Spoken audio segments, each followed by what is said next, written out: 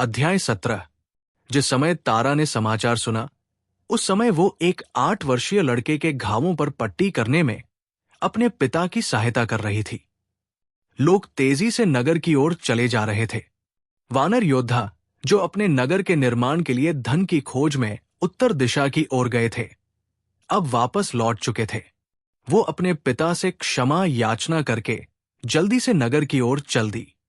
वो बहुत उत्साह से भरी और प्रसन्न थी, लेकिन जैसे ही वो नगर के पास पहुंची, उसने देखा कि वहां हर ओर उदासी छाई हुई थी। उसे बाली के चीखने और चिल्लाने के स्वर सुनाई दे रहे थे। वो नगर द्वार से भागती हुई गई। उसने देखा कि बाली ने नल को जमीन से 2 फीट ऊंचा उठाया हुआ था। उसकी उंगलियां नल के गले के आसपास गड़ी हुई थी और नल अपनी टांगे पटक रहा था और बाली की पकड़ से छूटने की कोशिश कर रहा था। लोग बाली को शांत करने का प्रयास कर रहे थे। रिक्षराज बाली की शिंकजे जैसी पकड़ से नल की गर्दन को छुड़ाने के लिए संघर्ष कर रहा था। बाली, तारा चिल्लाई और बाली वही का वही जड़ हो गया। उसने धीरे से अपना सिर घुमाया। तारा ने देखा कि उसकी आंखें गुस्से से लाल थी और उबल रही थी। उसका चेहरा बहुत भयंकर लग रहा था। छोड़ दो उसे, तारा बोली। बाली ने नल को उसी समय नीचे पटक दिया और लोग अर्धमूर्छित भवन निर्माता को संभालने के लिए दौड़ पड़े। बाली थोड़ा सा लड़खड़ाया, जैसे वो स्तब्ध रह गया हो। तारा ने उसे पकड़ने की कोशिश की, लेकिन वो दूर हट गया। वो लड़खड़ा कर तांबे और चांदी के सिक्कों के ढेर पर लुढ़क गया, जो बिना किसी देखरेख के जमीन पर पड़े हुए थे। बाली गुफा की ओर घिसटने लगा। तारा उसके पीछे पीछे दौड़ी। बाली, बाली, उसने उसका हाथ पकड़ लिया, लेकिन वो रुका नहीं। वो ऐसे चल रहा था जैसे वो नशे में हो। चलते हुए वो तारा को भी अपने साथ घसीटे लिए जा रहा था। वो उसका मार्ग रोकने के लिए दौड़ी।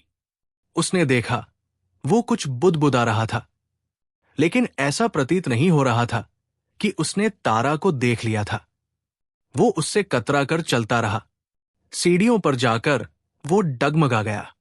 वो इस बात से बिल्कुल अनजान था कि तारा उसके पास उपस्थित थी। वो उबड़ खाबड़ सीढ़ियों पर लड़खड़ाया, उठा और फिर से सीढ़ियां चढ़ने लगा। जैसे ही बाली ने गुफा में प्रवेश किया, वहां के खालीपन ने बाली की निराशा को जकड़ लिया और उसे कई गुना बढ़ा दिया। तारा ने सुना कि वो बड़बड़ा रहा था, सुग्रीव, मेरे भाई। क्या? सुग्रीव को क्या हुआ? तारा ने घबराकर पूछा। बाली सीलन और दुर्गंध से भरी गुफा में अभी भी ठोकरे खाता चल रहा था। एक चमगादड़ उड़ता हा उनके सिरों के पिछले भाग से टकराया। उसने बाली को पकड़ने और उसे गिरने से बचाने की कोशिश की और उसके सिर को फूटने से बचाने का प्रयत्न किया। उसने तारा को परे धकेल दिया। बाली, बाली, वो चिल्लाई। सुग्रीव, सुग्रीव, वो फिर से बड़बड़ाया। गुफा में उनकी आवाजें प्रतिध्वनित होकर गूंज रही थी। वो पत्थर की शैया से टकराया और टकरा कर गिर पड़ा। बाली, वो चिल्लाई। गुफा में उसकी आवाज वापस गूंजी और चीख पुकार में उनकी प्रतिध्वनियां दब कर रह गई। वो ठंडे पत्थर पर अपने गाल को सटाकर गुच्छम गुच्छा होकर लेट गया। वो उसके पैरों के पास खड़ी हो गई। उसकी समझ में नहीं आ रहा था कि वो क्या करे। दमघोंटू हवा में व्याप्त मन प्रकाश के बीच वो उसे देख सकती थी। वो कांप रहा था, सुबक रहा था और अस्पष्ट से शब्दों में कुछ बड़बड़ा रहा था। वो उसके पास बैठ गई और धीरे से उसके कंधों को छुआ। बाली, कृपया बताओ कि क्या हुआ है। बाली उसकी ओर घूमा और उसका हाथ पकड़ लिया। वे लोग कहते हैं कि सुग्रीव मर गया है। तारा, क्या तुम ये क्या? तारा का सिर चकराने लगा था। सुग्रीव मर गया? उसका हृदय पहाड़ जैसा भारी हो गया। ऐसा नहीं हो सकता। ये अवश्य कोई क्रूर मजाक होगा। वो मुझसे बिना कुछ बोले चला गया था। मैंने अंतिम बार उसका चेहरा भी नहीं देखा। अवश्य किसी ने मेरे बच्चे को बहकाया है। तारा ने अपना मुंह दूसरी ओर कर लिया। उसके लिए उस गुफा में रुका नहीं जा रहा था। उसका सिर फटा जा रहा था। तारा, तारा, तुम कह दो कि ये सच नहीं है। तुम ज्ञानी हो। सुग्रीव मर नहीं सकता, इतनी जल्दी नहीं, अभी नहीं, जबकि उसका भाई बाली अभी जीवित है। तारा अपने आंसुओं को रोक नहीं पाई। उसने अपने हाथों से अपना चेहरा ढक लिया और रो पड़ी। तभी बाली शैया से कूद गया। मेरी गदा कहाँ है? मैं उस घटिया आदमी का, उस मूर्ख नल का सिर फोड़ देना चाहता हूं। वही मेरे भाई को मुझसे दूर ले गया था और उसे मृत वापस लाया है। मैं उसका सिर फोड़ देना चाहता हूं। कहाँ है मेरी गदा? मेरी गदा कहाँ है? कहते हुए बाली अपनी गदा से टकरा गया, जो झंझाट की तेज ध्वनि के साथ नीचे गिर गई। उसने गदा उठाई और जोर से दहाड़ा। गुफा में कई बार उसकी दहाड़ गूंजी। बाली, मेरे पुत्र। तारा ने प्रवेश द्वार से ये गूंजती हुई आवाज सुनी। ये ऋक्षराज की आवाज थी। वो दौड़ी हई उसके पास गई। उभयलिंगी बिना उसकी ओर देखे अपने पत्र की ओर दौड़ा। तारा भी ऋक्षराज के पीछे भागी गई। इसे नीचे रख दो, मूर्ख, ऋक्षराज ने बाली को आदेश दिया। कहाँ है वो मूर्ख नल? उसका धन किसे चाहिए? वो मेरे भाई को बलिदान करके इतना सारा धन लाया है यहां, नगर के निर्माण के लिए। ऐसा नगर कौन बनाएगा जिसमें मेरा भाई न रह सके? इस मूर्ख ने मेरे भाई को मार डाला है। मैं इसका सिर फोड़ देना चाहता हूं। इस गदा को नीचे रखो, अभी। दर हटो, बाली चिल्लाया और उसने गदा हवा में लहराई। तारा ये देखकर चीख उठी। ऋक्षराज उसे चकित सा खड़ा देखता रहा। बाली ने उसे धक्का दिया और बाहर भाग गया। रोको उसे तारा, इससे पहले कि वह मूर्ख किसी को मार डाले। रोको उसे। बाली, मैंने भेजा था सुग्रीव को, तारा ने चिल्लाकर कहा। बाली एकदम वही रुक गया जैसे वो किसी फंदे में फंस गया हो। धीरे धीरे तारा के शब्द गुफा में गूंजने के बाद शांत हो गए। बाली उसकी ओर घुमा। तारा के घुटने कमजोर होकर कांपने लगे। वो चलता हुआ उसकी ओर आया। वो उसके हाथों मरने के लिए तैयार हो गई। वो चलता हुआ उसके सामने आकर रुक गया और एक तेज झंझाट के साथ उसकी गदा नीचे गिर गई।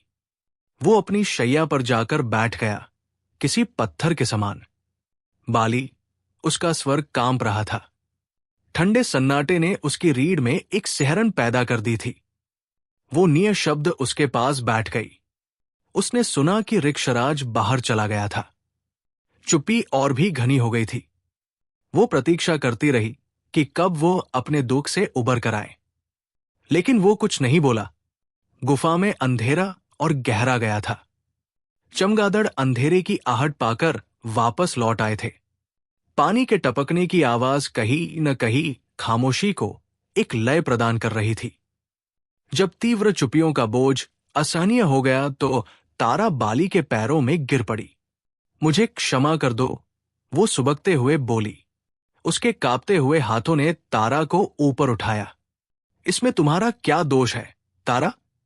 उसके शब्दों से उसका अपराध बोध समाप्त नहीं हुआ। उसने अपने प्रिय व्यक्ति से वो कुछ छीन लिया था जिसे वो सबसे अधिक चाहता था। मैंने सुग्रीव को भेजा था हमारे नगर के लिए धन लाने के लिए। वो मेरे लिए कुछ भी करेगा, तारा। इसमें तुम्हारा कोई दोष नहीं था। और मुझे अपने हृदय की आवाज सुनाई दे रही है। मैं उसे सुन सकता हूं। वो जीवित है। मैं अपने शरीर के प्रत्येक भाग में उसे महसूस कर सकता हूं। वो संकट में है, लेकिन वो जीवित है। वो मुझे सहायता के लिए पुकार रहा है। मुझे जल्दी से जाना चाहिए। इतना कहकर बाली खड़ा हो गया, लेकिन तारा ने उसकी कलाई पकड़ ली। कृपया मत जाओ। वो बहुत डरी हुई थी। मुझे छोड़ दो, तारा। मुझे जाना ही होगा। मुझे अपने भाई को ढूंढना ही होगा। वो मर नहीं सकता। लोग कहते हैं कि रावण और अर्जुन के आदमियों में युद्ध चल रहा है, तारा बोली। उसके स्वर में डर भरा हुआ था। किसी भी कीमत पर मुझे जाना चाहिए, तारा। मेरा बच्चा संकट में है।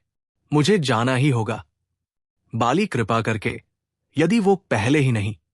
तारा को भौंचक्का करते हुए बाली चिल्लाया, यदि वो मर चुका है तो कहाँ है उसका शरीर? यदि मेरा भाई संकट में है तो मैं यहां कैसे सो सकता है? मुझे अवश्य जाना है, तारा, मुझे रोको नहीं। बाली अपनी गदा की ओर लपका और उसने उसे उठाकर अपने कंधों पर रख लिया। वो सतर्क कदमों से चलता हुआ बाहर निकल गया। तारा उसके पीछे दौड़ी और उसने उसको पीछे से अपने आलिंगन में भर लिया।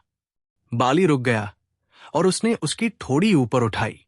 मैं सोचता हूं तुम बहुत बहादुर लड़की हो। तुम रो क्यों रही हो? बाली ने उस पल को हल्का करने का प्रयास किया। जब तारा ने दूसरी ओर मुंह फेर लिया तो वो बोला, तारा, मेरे पिता का ध्यान रखना। मैं शीघ्र ही सुग्रीव को साथ लेकर लौटूंगा। तारा ने सिर हिलाया।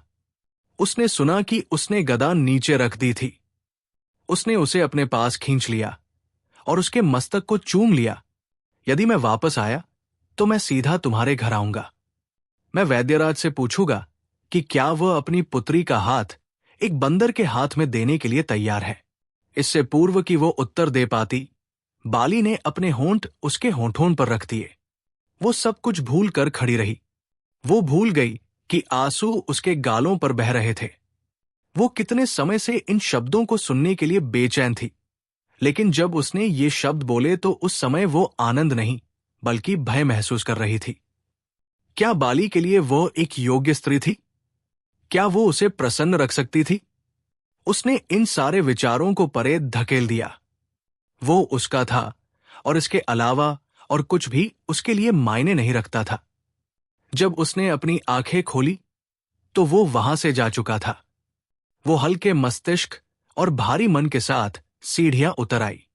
अंतिम सीढ़ी पर कहीं से एक बुरा सा विचार उसके मन में आया। बाली ने कहा था, यदि वो वापस आया, और यदि वो वापस ना आया तो